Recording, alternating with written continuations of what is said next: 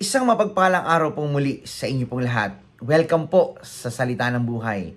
Una po sa lahat, ako po yung nagpapasalamat sa Panginoon sa pribileyo na naman po na tayo po ay magamit upang maging tagapanguna po sa ating pong pag-aaralan ngayon pong oras na ito.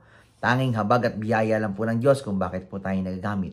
Salamat din po sa ating pong butihing Pastor Jun sa tiwala at training po na kung saan pinagkakalob niya po sa aming mga preachers. Salamat din po Pastor Eric sa patuloy pong pag-assign dito po sa SNB. Salamat din ho sa mga kapwa ko preachers, deacons, pastor na kung saan patuloy po na nagtuturo dito po sa ating pong salita ng buhay. Araw-araw tuwing alas 5 po ng hapon. Maraming salamat po sa inyo. At salamat din po sa mga patuloy na umaawit, nagbibigay po ng tanging bilang. Awitin nyo pa lang po para sa Panginoon ay pagpapala na po dito po sa atin. At salamat din po sa mga IT na kung saan ay patuloy po na nag-i-edit para po mas mapaganda, malalo po nating maintindihan ang ating pong aralan dito po sa Salita ng Buhay. Salamat po sa inyo. At syempre, salamat din po sa mga patuloy na sumusubaybay, sumusuporta dito po sa ating pong Salita ng Buhay noon hanggang ngayon. Nandiyan pa rin po kayo. At ang salita ng buhay nagsisilbing lakas ng ating mga espiritual na buhay. At alam ko po na tayo pong lahat ay napagpapala po dito. So ngayon pong oras na ito, tayo po ay babasa ng talata sa Biblia para po mag-aral na ng salita ng Diyos. At ngayon pong oras na ito, alam ko po ang bawat isa po sa atin ay handa na. At babasa po tayo ng talata mula sa aklat ng 2 Corinthians chapter 5 verse 8. 2 Corinthians chapter 5 verse 8. Ito po ang sinasabi sa banal na kasulatan. We are confident, I say, and willing rather to be absent from the body and to be present with the Lord. Ang mensahe pong ito ay pinamagandang ko pong absent from the body, present with the Lord. So madali po tayong yumuko at pumikit, tayo po ay humingi ng gabay at patnubay sa ating pong Diyos. Dakila naming Diyos, amang makapangyarihan sa lahat, Panginoon, maraming salamat po sa minsan pa kami po'y mag-aaral ng inyong salita.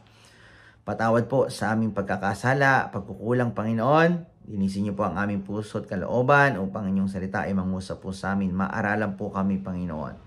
Bigyan niyo po rin po ako ng karunungan, katalinuhan na nagmumula po sa inyo dahil alam ko po sa aking sarili na kung wala po kayo, wala rin naman po akong magagawa. Pagpalain niyo po ang inyong mga anak na makikinig. Bigyan niyo rin po kami ng maayos na internet connection upang inyong salita ay mangusap at maunawaan po namin na may kaliwanagan. Lord, ito po ang samot panalangin po namin sa dakilang pangalan po ng aming Panginoong Hesus.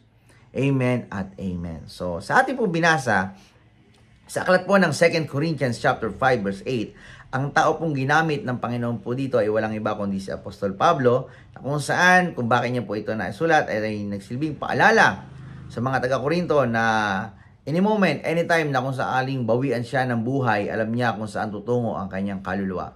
Maganda po sa atin bilang isang tao, bilang isang mananampalataya o nakikinig ngayong oras na ito ay ma-realize natin, no? At ma-remind po tayo na ang buhay po natin, kapag binawian ng buhay ng ating pong Panginoon, ay dapat alam po natin kung saan pupunta ang ating kaluluwa. Di ba po? Sabi kasi sa Bible, sa James chapter 4 verse 14, whereas ye know not what shall be on the morrow, for what is your life? It's even a vapor that appeareth for a little time, and then vanisheth away. Ang buhay po natin dyan ay hinalintulad sa isang singaw na pagkataon nakita mo, pag yaoy nawawala. Di ba po? Absent from the body, present with the Lord. So yung absent po dyan, meaning, ito po yung death, no? Kapag tayo po ay namatay. So bakit ba ito ang ating pag-aaral ngayong oras na ito? Hindi man po lingid sa bawat isa. At kagabi po, ating pong nabalitaan ng ating mahal na kapatid, mahal na kamanggagawa, mahal na diakono sa ating pong church na si Deacon Tureng ay nasa piling na po ng Panginoon. So, malungkot sa part po natin dahil mamimiss po natin siya. At pero kasiyahan naman po na kung saan ay binigay sa atin ng Panginoon na alam po natin na balang araw tayong muli magkikita at magkakasama. Alam po natin na si Deacon Turing po, absent man sa kanyang lupang katawan, pero present naman po sa Panginoon. So, kaya patuloy po natin na isama sa panalangin ang comfort sa kanyang pong pamilya, sa kanyang mga anak, hanggang sa kanyang mga apo, at sa lahat po na nagmamahal kay Deacon Turing. Kung bakit ito po yung mensahe na kung saan aking pong ating pag-aaralan, bagkos ito po yung magsilbing paalala at pagpapala po sa atin. Hayaan niyo po na kung saan ang aking mga halimbawa ay si Deacon Turing, bagkos kanya pong buhay po kasi ay nagpagamit sa Panginoon hanggang sa kanyang edad ay siya ay naglilingkod sa Panginoon, at ang kanyang buhay ay hindi rin po biro. Noon hanggang ngayon, yung paglilingkod niya sa Panginoon ay talaga naman very supportive po. Never po natin nakita itong kumontra sa gawain ng Diyos. Siya po ay laging nakasuporta at nakaagapay sa ating pong church at sa mga gawain po ng church, at lahat po na kung saan makikita po natin yung kanyang buhay ay pinagamit sa Panginoon. So si Deacon Turing, ngayon po ay nasa piling na po ng Diyos.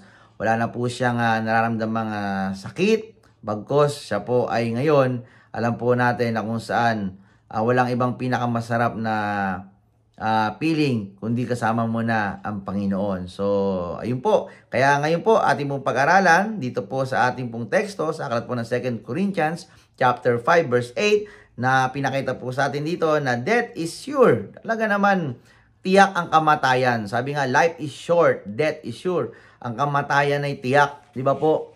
Na pag nakita mo, pag yaoy nawawala.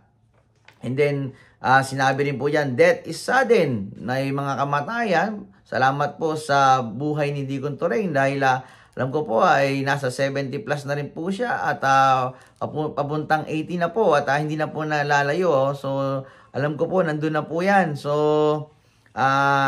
may edad na pero nagpapagamit pa rin po sa Panginoon. Pero tayo po, medyo bata pa. Huwag nating sabihin na kung saan ay malakas pa tayo, hindi pa natin oras. Pag pumunta ka ng sementeryo, ang nicho ay hindi pantay-pantay. May mahaba, may maliit, di ba? So, hindi natin pwedeng sabihin yan na kung saan malakas tayo. Sabi nga rin po sa Proverbs, di ba, 27:1, wag po natin ipagmalaki yung bukas, di ba, na alam natin na sigurado 100% buhay pa tayo, di ba?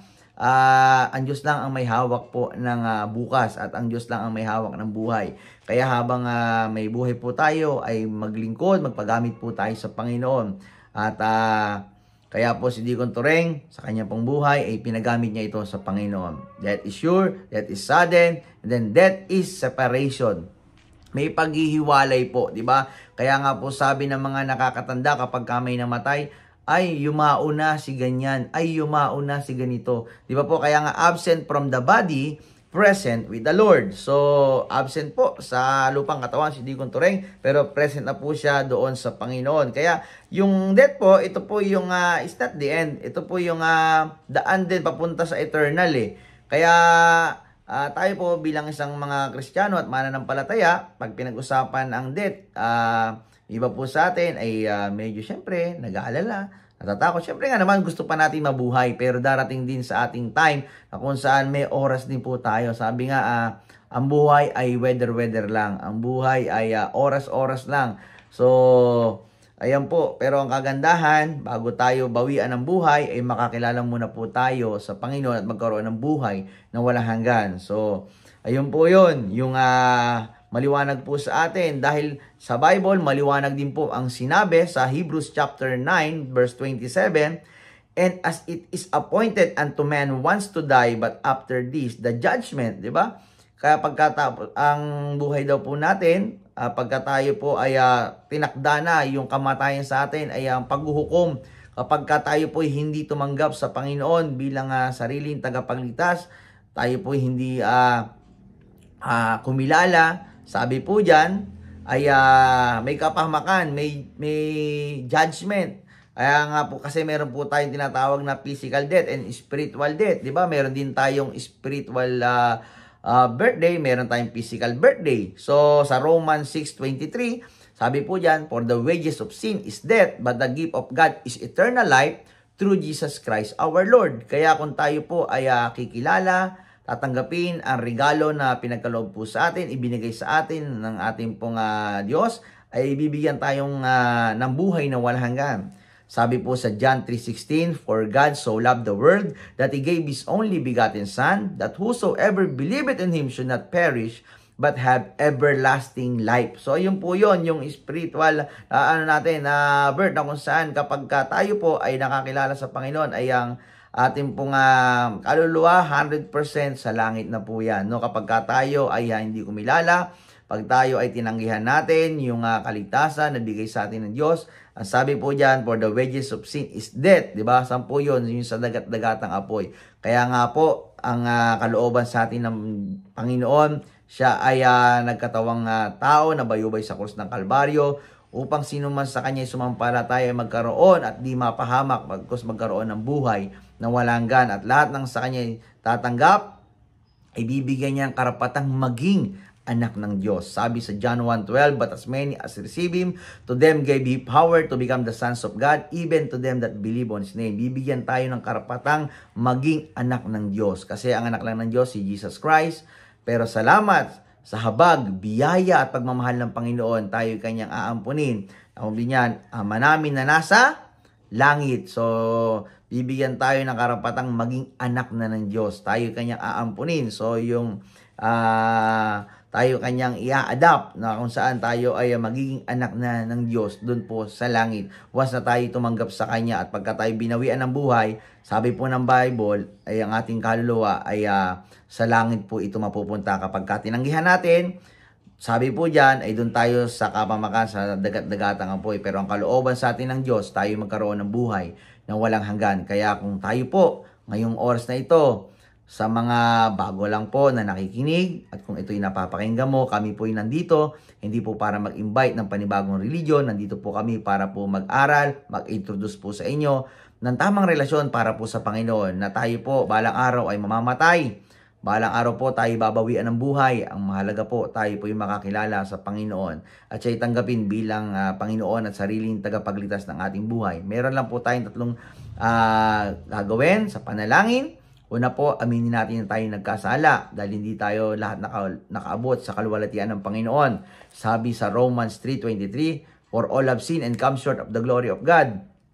At ang kabayaran ng kamatayan tungo sa apoy na kamamakan, pero ang regalo sa atin ng Diyos ay buhay na walang hanggan doon sa kalangitan. So, Romans 5:8, "But God commended His love toward us in that while we were yet sinners, Christ died for us." Namatay ang Diyos sa krus ng Kalbaryo para kung sino man sa Kanya isasampalataya ay bibigyan ng karapatang maging anak ng Diyos. Sa Romans 10:13, "For whosoever shall call upon the name of the Lord shall be saved." Maliligtas. Kaya ang kalooban sa atin ng Diyos, maligtas po tayo. Kaya ikaw, ako, salamat sa kaligtasan na ibinigay sa atin ng Panginoong Hesukristo. Si Deacon Turing po, alam ko po na kung saan ay may buhay na walang hanggan. Alam niya po na kung saan, any moment, anytime, na kung saan bawian siya ng buhay, sabi niya po sa akin noon, sa langit pupunta ang kanyang kaluluwa dahil tinanggap niya ang Panginoong Hesukristo. Kaya tayo po, tiyakin po natin. Ito pong ating pag-aaral ay magsilbing paalala po sa atin at ma-realize po natin, di ba po, kung saan isa lang ang buhay at maganda kapag tayo na wala dito sa mundo, maganda, ano ba yung maaalala po sa atin? Tulad po ni Deacon Turing, di ba? Ano ba ang maaalala natin sa kanya? Si Deacon Turing po, napakasipag po nito sa gawain ng Panginoon. Kahit may edad na po, nandiyan pa po, nakasuporta, never po halos lumiban sa gawain, nandiyan po nakaagapay, hindi mo man lang po narinig ko itong nagreklamo or kumontra sa gawain ng Panginoon. Lagi po siyang nakaagapay, nakasuporta, di ba po? At ganyan na rin po yung kanyang pong kabiyak, si Kanene, at ang kanyang pong pamilya, na po sila Ate Esty, sila Ate Shirley, at yung kababata ko rin po, no, si TJ, kasama rin po natin to sa church, at patuloy po natin silang ipag-pray na kung saan po, at yung mga lahat na nagmamahal kay Deacon Turing po, ay yung comfort po, syempre po, alam po natin, mamimiss po natin siya for the meantime, pero alam po natin, balang araw, tayo rin po ay magkikita at magkakasama-sama. So, yun po, sa ating pong pag-aaral, ngayon po, meron po tayong tatlong bagay na pag-aaralan po ngayon pong oras na ito. Sabi po yan, absent from the body, present with the Lord. So, meron pong absent sa ating lupang katawan, pero present naman po sa ating pong Panginoon. Number 1 po yan, in the Lord's presence, we will see the land of gold. Diba? Pag tayo daw po ay yumao, pag tayo daw po ay nawala na sa ating katawan at doon na po tayo pupunta, ano po yun? Doon po sa kalangitan. We will see the land of gold, yung heaven. Yun po yan. At sinabi po sa banal na kasulatan, di ba po, sa John chapter 14, verse 2, sabi po ng Bible, "In my Father's house are many mansions. If it were not so, I would have told you, I go to prepare a place for you." So, pinaghanda tayo ng lugar ng ating pong Panginoon. So, kung dito wala tayong mansyon, sa langit may mansyon tayo. Amen? At hindi lang basta mansyon. Ito po ang ating lalakaran. Sabi sa Revelation chapter 21, verse 21. Ang ating lalakaran po doon ay gawa sa purong ginto. Di ba po? At kung inyong aaralin, totoo po yun. Di ba? Kung tayo dito sa mundo, wala po tayo ganong ginto. Doon sa langit, ang ating mansyon, ang ating dadaanan ay ginto po. So, napakaganda ng lugar po ng langit. So, kaya wag po tayong matakot, mamatay. Bagkos yung kamatayan, ayan po, makikita natin yung magandang lugar. So, sino po ba dito yung mahiling mag-travel? Sa pagta-travel po, di ba, sa bawat bansa nating napupuntahan o bawat lugar, tayo nagagandahan na, di ba? May nakakita rin tayo ng mga lugar. At syempre, nakakita tayo ng mga bahay, ng mga mansyon, kung saan lugar yan. Pero dito po, kung di-describe po natin yung heaven, di ba, talagang napakaganda sa talagang yung lalakaran mo, ginto, mansyon. Kaya, sabi nga po, kung dito kubo ang ating bahay, dun po sa langit meron tayong mansyon at yung ating dadaanan ay ginto ang ating daraanan. So, napakaganda. So, we will see the land of gold. So, yung place, yung lugar, pinaghanda tayo ng Panginoon ng napakagandang lugar. So, yan po yun. Walang iba kundi yung heaven, yung kalangitan. So, then, secondly, absent from the body, present with the Lord. In the Lord's presence, we will see our loved ones. So, makikita natin yung mga yumao na kung saan yung mga lolo, lola natin, yung mga kamag-anakan natin na nauna na po doon, di ba? Yan po yun. Kaya po si Deacon Tureng, nandun na po sa langit po yun. Si Deacon Tureng po kasi karpintero po yan, di ba? So, magaling gumawa po ng bahay po yan. Doon, hindi na po siya gagawa kasi iginawa na siya ng bahay ng Panginoon. At hindi lang basta bahay, mansion po. At yung kanyang dinaraanan po doon ay ginto na.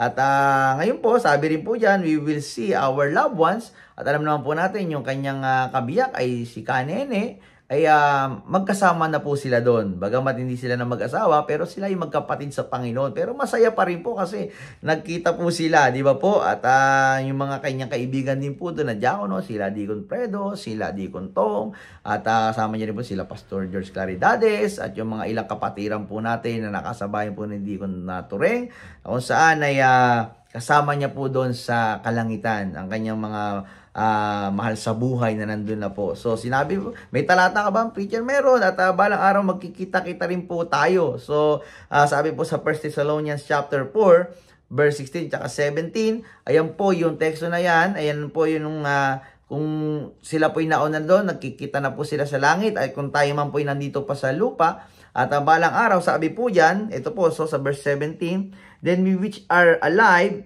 and remain shall be caught up together in the air." So, ito po yun, no? Meeting in the air, no? Inaawit natin yan. Yung sa verse 16 din po dyan, yung mga nayaw po na nauna, yung katawan po nila dito sa lupa, ay muling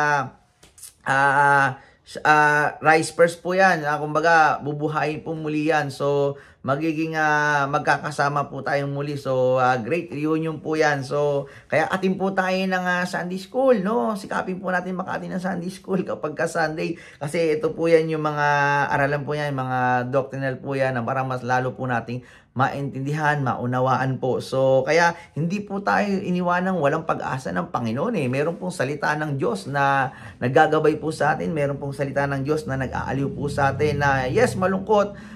For the meantime, na pansamantalang paghiwa-hiwalay, pero alam po natin na balang araw tayo muling magkikita, magkakasama-sama. So, ayun po yun. And then thirdly and lastly, absent from the body, present with the Lord. In the Lord's presence, we will see our Lord and Savior. Amen? So, makakasama na po natin ng face to face. Makakapiling na po natin, walang iba kundi ang ating Diyos na nagligtas po sa atin sa krus ng Kalbaryo, di ba? Ano po ibibigay po sa atin? Yung eternal peace, yung kapayapaan, di ba? Si Deacon Turing po, alam po natin na siya po ay nag-suffer, physical, no more pain, na kung saan wala na po siyang nararamdaman dun sa kalangitan at kapiling niya na po ang Panginoon po doon. Walang ibang pinakamasarap na feeling, pakiramdam, kundi yung kasama muna ang Diyos. Amen? Wala na pong problema, wala na pong pighati, wala nang sakit, wala nang ano pa mga nararamdaman po natin, di ba? Bagkus lahat ay payapa na. Di ba po? So, ang Diyos ay kasama na po natin, na nandun din yung kanyang pangako na tayo kanyang sasamahan. Dito naman po sa mundo, kasama natin ang Diyos eh. Kahit sa langit, kasama pa rin naman po natin siya. Pero iba na yung kapag nakikita mo na siya ng nakakasama mo na siya, di ba po? So, ayun po yun na absent from the body, present with the Lord. So, may kalungkutan kapag mayroong pong namamatayin talaga. Syempre, mamimiss po natin.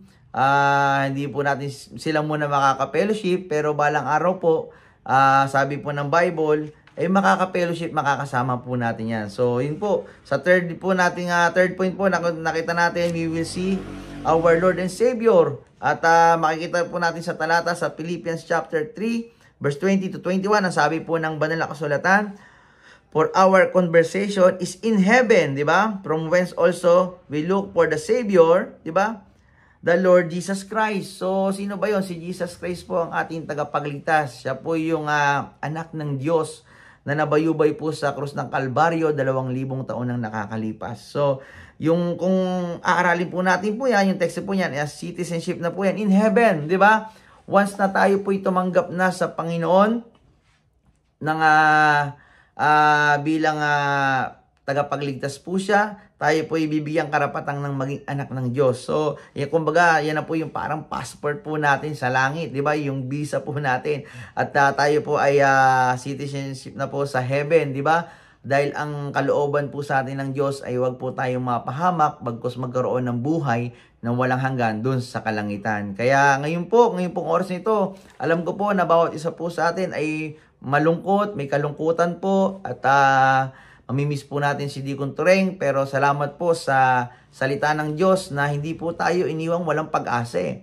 Meron pong pag-asa, basta nasa Panginoon po tayo, na alam po natin na for the meantime, tayo po yung naghiwalay po ngayon, hindi po magkakasama, magkaka-fellowship, pero alam po natin balang araw, tayo rin po ay magkikita at magkakasama-sama. So, alam po natin na ngayon, wag po tayo maawa sa kalagayan po ni Deacon Turing. Bagkus kung tutusin po, mas mainam po yung kanya pong kalagayan po doon. Nasa langit na po siya, di ba po? Kasama niya na po yung ating pong Panginoon po doon. Kasama niya yung kanyang mga loved ones po doon, ng mga kaibigan at kapatid niya na sa Panginoon. At nandun na siya sa langit na napakagandang lugar po na kung saan dinescribe po ng Bible, no?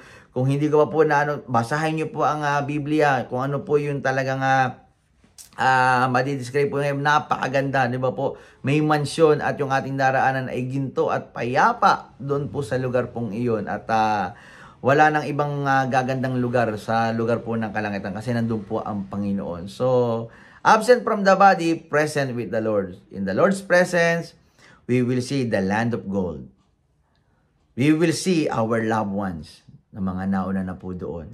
And we will see our Lord and Savior. So, Jesus Christ.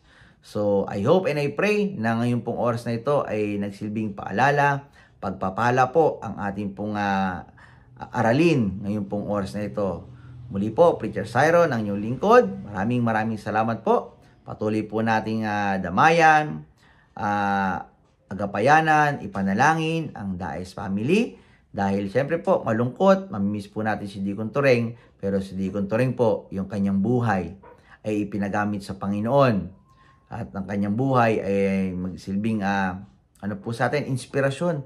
Dahil sa kanyang pong buhay at edad ay nagpapagamit sa Panginoon. Si Deacon Turing, maganda po sa atin na pagka tayo ay nawala na rin po. Yung ano ba yung maaalala po sa atin, di ba? Ano ba yung magsilbing alaala po sa atin? Kung ngayon po na medyo Lalamig po tayo, di ba? Ngayon po ay problemado po tayo. Ngayon po, pakita po natin kay Deacon Toreng na kahit po may nararamdaman, di ba? Physical.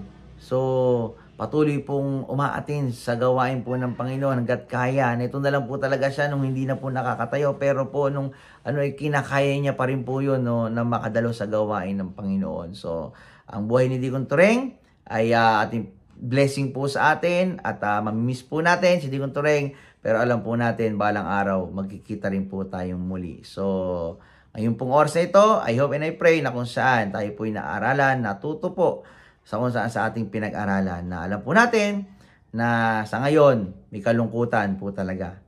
Dahil mamimiss po natin ang fellowship. Pero balang araw po, tayo po'y muli magkikita doon po sa kalangitan. Kasama natin ang Panginoon. Kaya patuloy po tayong maglingkod hanggat hindi po kinukuha ng Diyos ang ating buhay. At hindi lang din naman po kamatay. Yun nga po, yung rapture na kung saan ay ating pong isang paraan din na kung saan para makapiling po natin ang ating pong Panginoon, yung mga manan sa buhay. At syempre, dun sa kalangitan sa pagpunta. So, I hope and I pray na ngayon pong oras na ito, tayo po ay natuto, naaralan ng salita ng Diyos. So, sumandali po tayong yumuko at pumikit. Tayo po ay magpasalamat sa Panginoon. O aming dakilang Diyos, amang makapangyarihan sa lahat. Panginoon, salamat po sa natapos naming pag-aaral ng iyong salita. Salamat, Panginoon, sa inyong comfort po sa amin na meron po kaming pag-asa. Panginoon, pinapanalangin po namin sa inyo ang comfort po sa Daes family, sa anak po ni Deacon Toreng, at kay Ate Esty, kay Shirley, kay TJ, gayon na rin po sa kanyang mga apo, at sa lahat po na nagmamahal po kay Deacon Toreng, at gayon na rin po sa amin, kung saan po malapit po sa amin ang Deacon Toreng. Kayo po ang patuloy na magsiayos ng lahat at kayo po ang patuloy na kung saan gumabay po sa amin po dito po sa mundo na kung saan ay ang aming buhay ay magamit pa po sa inyo. Palakasin niyo po kami pisikal, palagawin espiritual at palakasin niyo po ang mga nanghihina. Panginoon, muli ibinabalik po namin sa inyo lahat ng papuri, pasasalamat. Ito po ang samot panalangin po namin sa dakilang pangalan po ng aming Panginoong Hesus.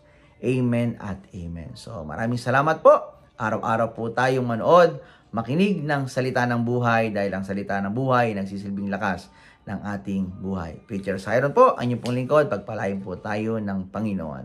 Salamat po.